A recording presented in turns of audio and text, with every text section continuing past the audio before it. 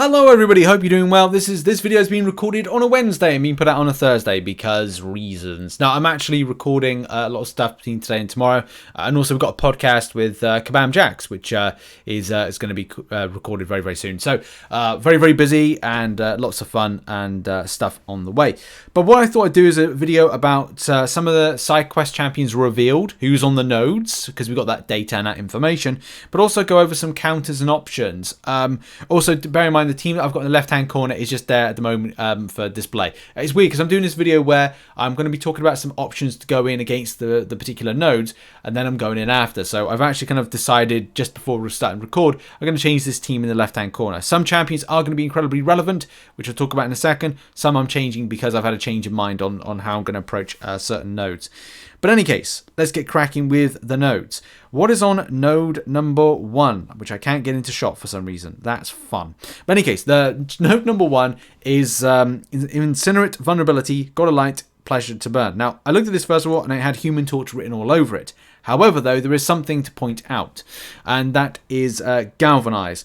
Galvanize can be a little bit annoying if you are not accustomed to the shock debuff that comes up, especially because if you accidentally hit into a block, which it says there, alternates between charge up and overcharge, you do want to be trying to kind of hit the champion in overcharge.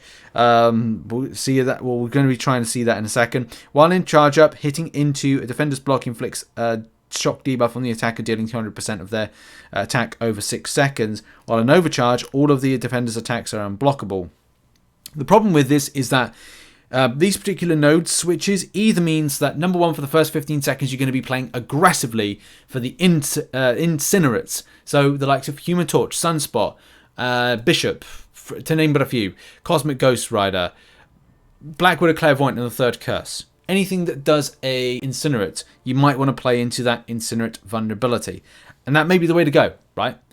But if for whatever reason in the first 15 seconds you can't exercise an extensive amount of damage very soon, then it might be a case that you will be accidentally hitting into an unblockable champion, or you get an unblockable champion. If you hit into the block, then shock immune champions may be the way that you might want to go with preparing for this particular node. And you face off against this with Nebula, Starlord, and Rocket. Now, I've done a little spreadsheet. It will be linked in the description if anybody is interested on that one. But that's who you'll face off against on there. So yeah, if you can play fast and play well, Human Torch, anything that does an incinerate may be the way to go. But do bear in mind, if you're using some mutants, you will be on class disadvantage for that. How I'm preparing for that one is that I'm still going down the route of Human Torch. I was thinking about changing out, but I think that Human Torch is a lock for this, because you can use the champion later on for Tigra takedown, if as well to counter that miss if you are not doing the objective, which we'll talk about in a second, right? So node number 2 is Poison Vulnerability, Toxicant, Acid Wash, Power Snack. Now, if you've got, again, this is up to you how you want to approach this. If you've got poison immune based champions, this is helpful. If you've got poison immune based champions that throw poisons very quickly, like Immortal Abomination, then that could be a good option for this. Doesn't mean it's the best option, because there are other options you might want to consider, especially with Power Snack, which is if you've got a champion that's got an attack that triggers a buff, it immediately nullified and the defender gains 50% of a bar of power. But yeah, like, it's up to you how you want to approach this. You could even go down the route of poison immune that throw poisons, poison immune in general, and as well robots. Robots are double immunity champions or poison immune champions, and as well at the same time, some of them do cast buffs, but some of them power control. So you could have the best of both worlds.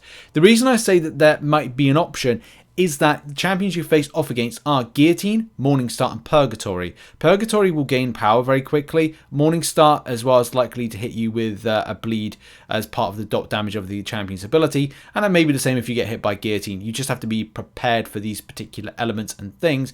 And again, how you decide to approach it. I personally was going to go down Black Widow Clairvoyant as a route, or Poison Immune champions, but I'm more considering the idea of robots, just because if I face off against Morningstar or Purgatory, I need more power control options. Yeah, I can use Black Widow Clairvoyant, but if I face off against Morningstar, I've just got to be careful at how much bleed damage I'd be taking.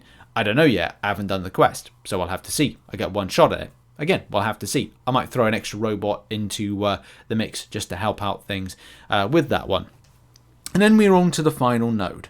The final node, before we get to the boss node, of course, is Duke, Power Shield, Power Focus, and Matador. Matador's going to be a bit of a frustration because the attacker gains 1 bar of power every time the defender activates a special attack. So this means that and the 3 champions on here will be Kraven, Taskmaster, and Hitmonkey. So it's going to mean that some of these champions may or may not want to throw their special attacks, which could be a little bit frustrating and a little bit annoying. Any champion really will do against this. It's just a case of going, right, well, I'm up to an SP1, that's great. I'm going to have to wait for my SP2 to do an extensive amount of damage. And with that, you may be like, right, well, I need a champion that does some kind of like, I don't know, extensive debuff damage off the extent of an SP2. And you might have to as well time it in with Duke. So if you time it in with Duke, with Power Shield, it could be a case of like a 1-hit SP2 is enough and all you need. Quite potentially, maybe, again, don't 100% know that until I give it a bit of a try. So yeah, that should be quite a fun thing to see what's going to happen there with that one. As long as they don't purify or no, it would. Well, they may do. I don't know. We're going to test it out in a second. That's probably the main thing to say. And the final thing, the final node, the final boss node, so to speak, is Tigra. She's got Now You See Me. Every 6 seconds, the attack inflicted with a Falter debuff. And Falter effects inflicted on the defender last for 1 additional second, or reduce attacker's defense ability accuracy. There's also some other stuff. Each time the attacker is inflicted with a non-damaging debuff, the defender gains a fury buff. There's also when the defender is knocked down, a 4-second timer starts while active. Each time the defender lands a hit or strikes into a block, they gain 50% of a bar of power. Not great because you kind of want power control options for this. And that may be the way to go. It may be a case of going power control, or it could be a case that your problem with this champion may be Falter. And if it's Falter, then it's your problem with Miss. If you've got a problem with Miss, then it could mean that you want to change the dealing with it. The objective is Cosmics, because it's class disadvantage. So Hercules SP1, Cosmic Ghost Rider SP1, Red Goblin as well. They counter Miss. And I think those are the only Cosmics I know that do that. But as well, power control options. I mean, look, there's tons out there. Black Widow Clairvoyant, Doctor Doom. We've got Infamous Iron Man, Doom. Tons. Robots. We just said some robots. And yeah, you could just basically do, if you're doing a non-objective grind, Human Torch will be the top counter for that one, countering Miss. It's just a case of, like, again, playing quickly. And also dealing with the fact that...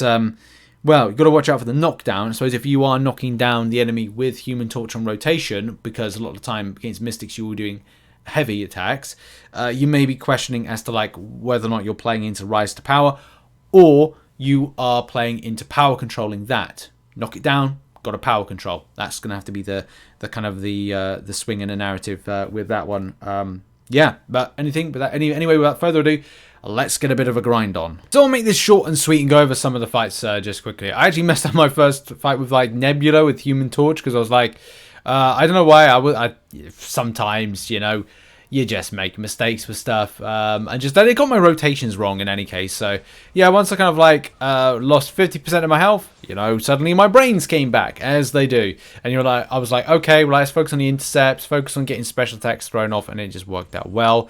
The second node. First, I wasn't getting any poison ticks, and it took about 40 hits in for them to come in. And I just felt that it was kind of a better option to go down with a robot champion, just because avoiding that Morningstar fight, you know, that could pop up. Also, SP1 rotations with Guillotine 2099 just it felt like a lot more easier to suppress and control any power, which you can see on screen right now. But I'm just controlling that just easily. That's again fine. This was probably the easiest fight with that. And I think when it comes to like the other fight, the node 3, it was just a case of using Duke, and just remembering to use Duke. That's one thing that I just didn't do. Like I wasn't remembering to rotate correctly around that, and that was kind of the main thing about building up to that. Hitmonkey's annoying to go up against as an option, but look, when you got Doctor Doom, you can like suppress any power, so that worked relatively well. And Doctor Doom has actually probably the best option for the end boss. I just kind of found that more effective for rotation purposes. If the champion's building power, then I can punish that the same way other champions are an option. And also just dealing with it, I just found that Doctor Doom was a better option overall. Cosmic wise, yeah, I'm going to have to use Hercules at some stage. Of course I will. That's going to have to be something. I just kind of felt like, let's do this first of all, and then we'll kind of focus on Hercules maybe the next time.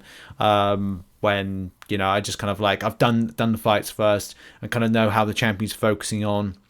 Maybe avoid pushing Tigris to an SP2 because I feel that's going to be the death of me. So yeah, that's the video. Thank you very much for watching, and make sure as well to check out some other content, which will be located on screen right now. That's the video. Cheers for supporting, and I'll see you later on. I'm probably going to do a live stream later on. It will be a sponsored one, so look out for that. It will be Hero Wars, a sponsored stream. So that should be cool. I'll see you later on for that stream. I appreciate you. Much love. Goodbye for now.